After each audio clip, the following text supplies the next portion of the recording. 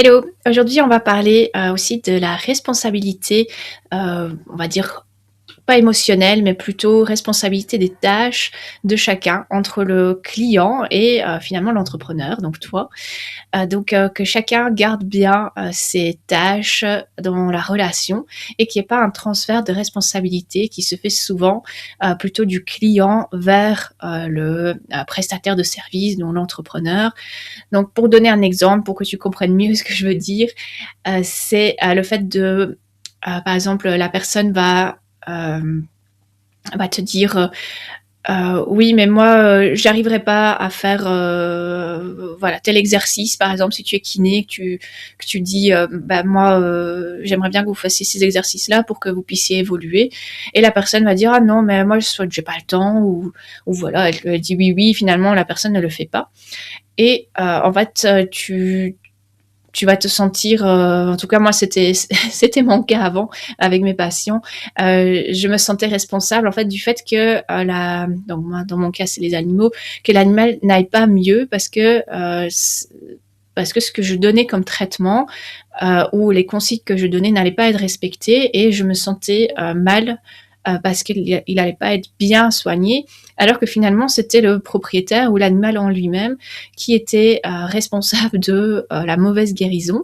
Donc par exemple, si je reprends l'exemple avec les exercices, si tu es kiné, donc que tu vas dire à la personne faites ces exercices-là, vous irez mieux en les faisant que si on se voit juste pour nos séances, et entre les séances faites ça. Et après, se dire, ok, la personne elle le fait ou elle le fait pas, je m'en fous. C'est pas ma responsabilité. Si elle a pas envie d'aller mieux, plus vite, bah tant pis pour elle. Moi, dans mon cas par exemple, c'était la personne me disait, bah moi j'arriverai jamais à donner le médicament à mon animal. Je veux bien, il y a des animaux compliqués, mais moi il y a des médicaments que je sais pas administrer autrement que par un comprimé. Donc, j'ai pas vraiment le choix. Donc, soit la personne, elle fait un effort d'administrer le médicament avec les conseils que je lui donne, ou elle le fait pas, mais ma responsabilité elle s'arrête là. Moi je fais au mieux pour adapter le traitement, mais parfois c'est pas possible. Ou la personne dit ah il faut pas que l'animal se lèche la plaie d'opération, mais je vais pas lui mettre la collerette parce que l'animal ne le supportera pas. Donc déjà il prend la décision que l'animal la supportera pas à la place de l'animal déjà, et décide déjà qu'en fait ça va pas aller. Donc, ou alors il met la collerette, puis il l'enlève au bout de 2 heures parce que, bah oui, l'animal, le temps qu'il s'habitue, oui, il est un peu bizarre. Oui, il n'a pas très envie, mais c'est pour son bien, malheureusement. Donc, à ce moment-là, de nouveau, la responsabilité, elle est plutôt transmise au propriétaire. Donc moi, au début, les gens me disaient ah non, mais j'arriverai pas. Du coup, je me tracassais. J'essayais de trouver 1001 astuces pour essayer que la personne respecte les consignes que je donne. Et au bout d'un moment, je me suis dit non, mais là, ça m'épuise, ces conversations à chaque fois, c'est la même chose. À un moment, si on a envie que ça aille mieux, bah, il faut écouter ce que je dis et c'est tout. Donc maintenant, quand je vois que les protestations commencent, après que j'ai donné les consignes, je dis écoutez, vous faites comme vous voulez, moi je vous dis ce qu'il faut faire, mais voilà, si vous le faites pas, ça n'ira peut-être pas. Donc voilà, à vous de voir. Mais il y aura peut-être des frais supplémentaires parce qu'il y aura des traitements en plus. Il faudra peut-être se revoir parce que l'animal ne sera pas bien traité. Donc pareil pour mon exemple avec les exercices de kiné qui ne sont pas faits. Voilà, la personne n'a pas envie ou voilà ne prend pas le temps. Mais c'est sa responsabilité. C'est pas ta responsabilité à toi. T'as fait ta partie du job. À un moment, tu peux pas prendre les gens par la main pour les obliger à faire des choses qu'elles n'ont pas envie de faire. Donc, toutes ces situations-là, finalement, faut pas les prendre sur soi. Il faut vraiment se séparer. Chacun a ses tâches dans la relation client-prestataire et chacun doit les respecter et pas se dire c'est plus facile de les transvaser. C'est la faute du médecin, du vétérinaire, du kiné. Si je vais pas mieux, ben non. Toi, tu as une partie du job à faire, tu le fais pas, ben tant pis. Après, bien sûr, on reste tous humains, on peut parfois oublier, on peut parfois ne pas anticiper certaines situations, ou parfois, si on travaille avec le corps, le corps, que ce soit humain ou animal, ne veut pas fonctionner comme on voudrait. Donc, il y a des choses qu'on peut pas prévoir malheureusement. Donc, est-ce que c'est la responsabilité du médecin, du kiné, du vétérinaire ou d'un autre prestataire de soins? Non, c'est juste, c'est comme ça. La vie, c'est comme ça. Donc, il faut aussi apprendre à se détacher euh, on va dire, de l'univers qui nous tombe dessus. On n'est pas le seul responsable de l'état de notre patient. Donc, à un moment, on peut pas être responsable de tout. On reste que des humains. Donc, on peut pas non plus tout anticiper et on n'est pas Dieu, si Dieu existe. On n'est pas, voilà, une divinité qui va guérir notre patient ou faire que les choses aillent vite mieux. Donc, voilà, on peut faire notre job au maximum et c'est ce qu'il faut faire. Donc, vraiment donner le max, donner toutes les consignes qu'il faut et après, c'est la responsabilité du patient, du client.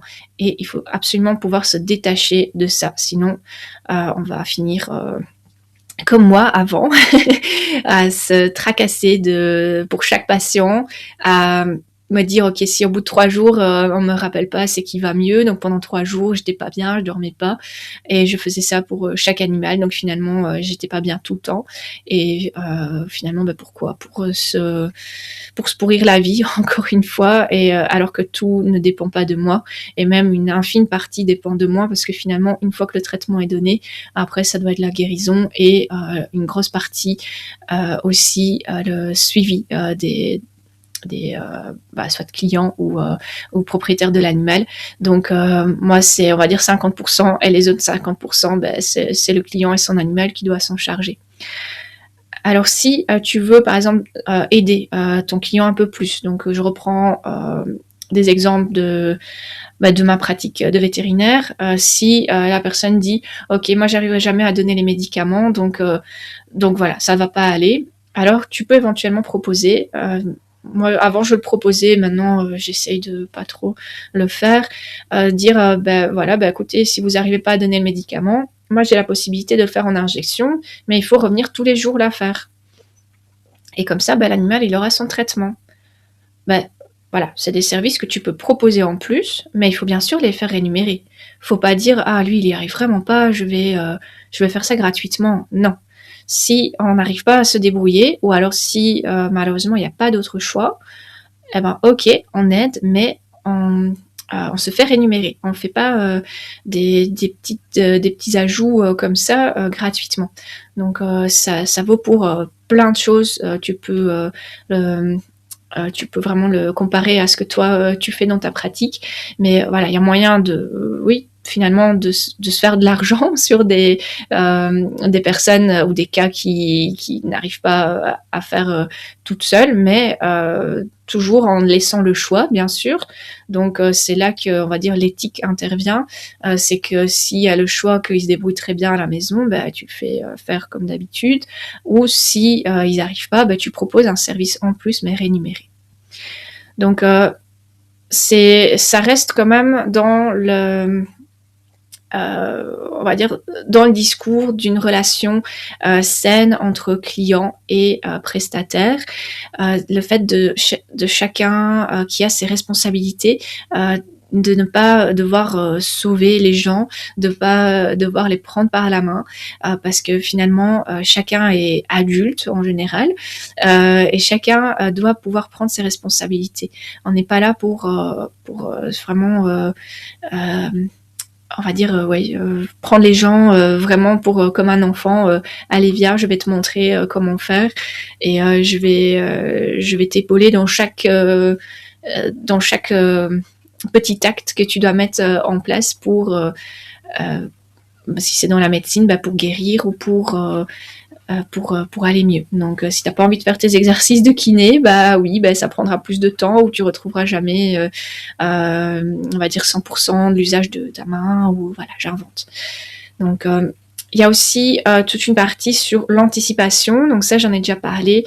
Donc les personnes qui n'anticipent absolument pas des situations. Donc de nouveau, je reprends la situation. Je vais prendre un exemple du salon de toilettage. Donc là, on est plutôt, il n'y a rien d'urgent, mais les gens parfois pensent qu'il y a urgence, donc il faut absolument toiletter un animal en urgence. Non, il y a pas d'urgence vitale, ok. S'il est comme ça aujourd'hui, c'est pas arrivé là dans la minute. C'est qu'on l'a négligé pendant des semaines et des semaines, donc il n'y a pas d'urgence. Donc encore une fois, si les personnes attendent que l'animal ait des gros nœuds de poils qui lui tirent la peau, qui lui font mal ou qu'il a des ongles tellement longs qui vont aller lui rentrer dans les coussinets et que oui, il va se faire des plaies. Là, en l'occurrence, faut pas laisser l'animal comme ça pendant des jours avec des ongles plantés dans les coussinets avec des abcès. Là, on est bien d'accord. Mais là, alors, vaut mieux peut-être aller chez un vétérinaire pour voir s'il n'y a pas besoin d'un traitement, d'un antibiotique. Soit c'est un autre discours, mais le fait que on laisse son animal comme ça et que d'un coup ça devient urgent, voilà, à un moment il faut dire, faut anticiper. Donc de nouveau, faut responsabiliser les clients, les éduquer en disant, écoutez, la prochaine fois, si vous voulez être sûr d'avoir rendez-vous à la date où vous voulez, que l'animal ne soit plus dans un état pareil et qu'il ne doive pas attendre encore une semaine de plus, prenez votre rendez-vous à l'avance. Bon, c'est des phrases qui parfois, en général, ne vont pas spécialement éduquer le client, mais vont peut-être le faire réfléchir quand même et vont peut-être avoir pour effet que cette personne-là ne viendra plus vous mettre la pression non plus par après parce que elle se rendra compte que vous ne travaillez pas comme ça. Donc voilà, le transfert de responsabilité pour des cas plus ou moins urgents donc en disant la personne a laissé traîner et puis finalement ça devient une urgence, donc c'est parce que le prestataire ou l'entrepreneur veut pas accepter le rendez-vous tout de suite, alors c'est lui qui devient le mauvais, alors que la personne a laissé son animal se dégrader pendant des semaines. Ça c'est un cas qui arrive très très souvent. Donc de nouveau, il faut se détacher absolument de cette responsabilité qu'on essaye de te mettre sur le dos, et il faut essayer de jongler avec tout ça, mais faut se dire que c'est pas toi qui es responsable de ça, ce sont les clients. Donc parfois, faut pas hésiter de leur rappeler également.